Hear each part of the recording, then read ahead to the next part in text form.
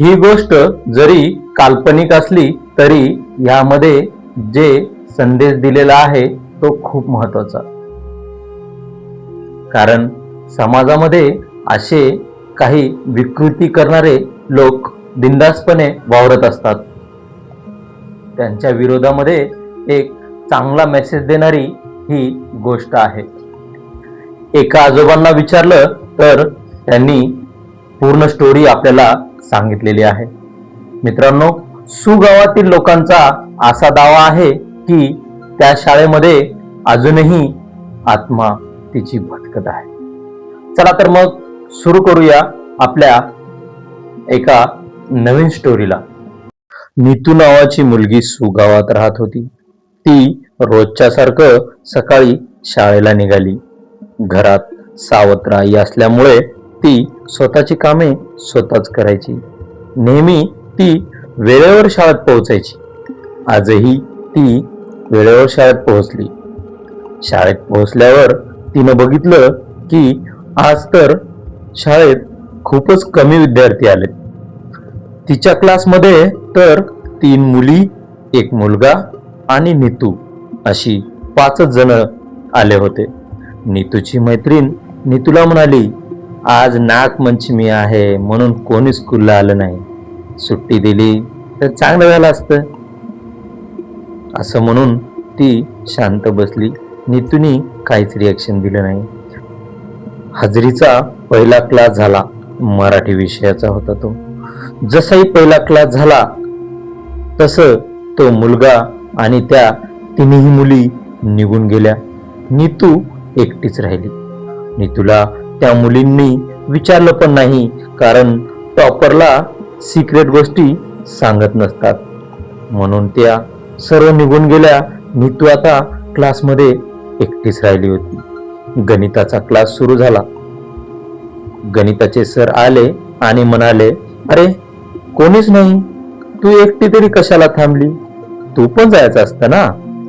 नीतू म्हणाली, नाही सर, मला घरी करमत नाही. गणिताच्या सरला मात्र तिची फॅमिली हिस्ट्री माहित होती. सरनी तिला आपुलकी दाखवली आणि म्हणाले, तू खूप सहन करतेस ना. असं म्हणून त्या एका वाक्याने सरनी तिचा विश्वास जिंकला. नीतू थोडी भाविक झाली आणि त्या गणिताच्या सरने तिथेच तिचा विश्वास जिंकला. तसे गणिताचे सर सर्वांचेच फेवरेट होते. नीतू पण त्यातलीच एक. सर म्हणाले, चल आज कोणीच नाही, पण मी तुला असं गणित शिकवतो की तू कधी सॉल्व केलं नसेल.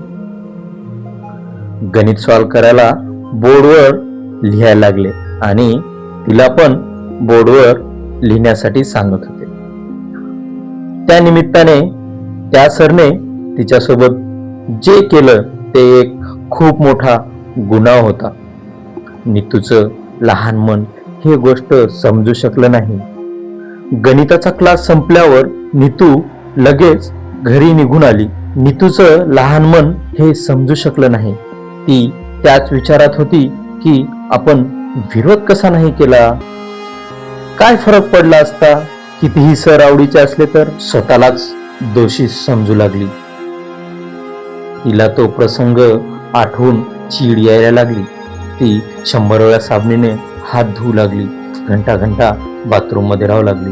मनाची व्यथा कोणाला सांगणार? सावत्र आई तिला नाही समजून घेणार असं वाटलं तिला. कंप्लेन करावं म्हणलं तर त्या सरबद्दल कोणी ऐकून सुद्धा घेणार नाही. सगळे नीतूलाच दोषी ठरवतील. तिने जेवण सोडलं आणि हळूहळू तिचं मानसिक संतुलन बिघडायला लागलं. ती शाळेत पण आता जात नव्हती आणि सारखं विचार करत होती. आणि शेवटी तो दिवस उजाडला. तिने रात्री स्वतःला संपवलं. ह्या मागचं कारण कोणालाच समजलं नाही, पण त्या गणिताच्या सरला डाऊट तर आला होता. या गोष्टीला बघता बघता 2 महिने झाले होते.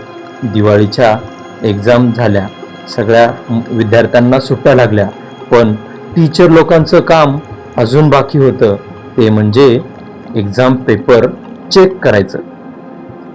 गणिताच्या सरला गावी जाण्याची घाई पडली होती, म्हणून ते त्यांचं काम उरकवण्यासाठी शाळेत जास्त वेळ थांबणार होते.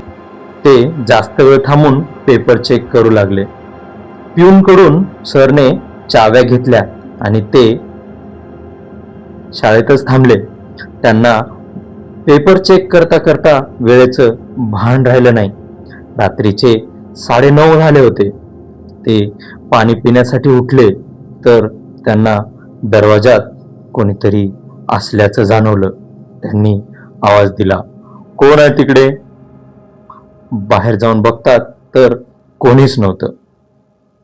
पाण्याच्या माठाजवळ उभं राहून सर पाणी पिऊ लागले.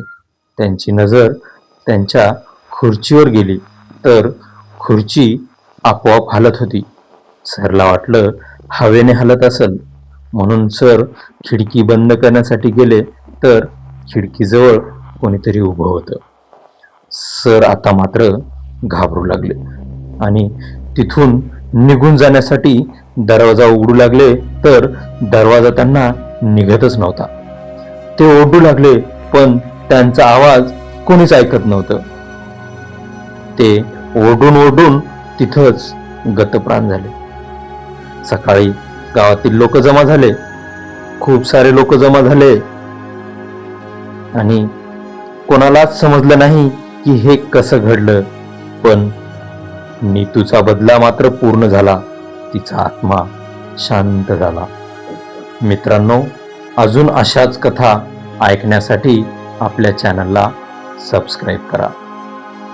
भेटूया पुढच्या एका स्टोरीमध्ये.